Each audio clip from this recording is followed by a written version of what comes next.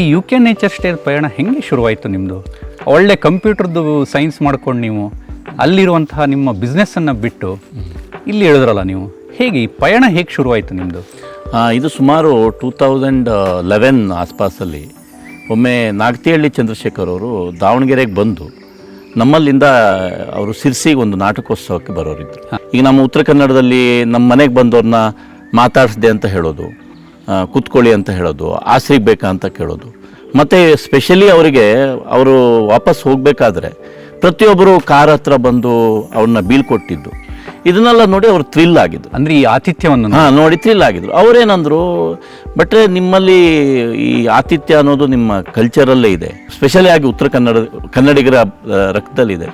ನೀವು ಯಾಕೆ ಈ ಸಾಫ್ಟ್ವೇರು ಹಾರ್ಡ್ವೇರು ಅಂದ್ಕೊಂಡು ಕೂತಿದ್ದೀರಿ, ನೀವು ಯಾಕೆ ಊರಿಗೆ ಹೋಗಿ ಇದನ್ನೆಲ್ಲ ಮಾಡಬಾರ್ದು ಅಂತ ಸುಮ್ಮನೆ ಒಂದು ಇದರಲ್ಲಿ ಹೇಳಿದರು.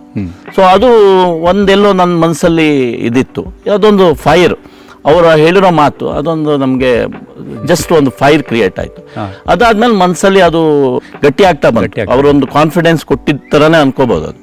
ಹಾಗಾಗಿ ಇದನ್ನು ಮಾಡ್ಬೋದು ಅಂತ, ಅದು that is actually trigger point ಅಲ್ಲಿಂದ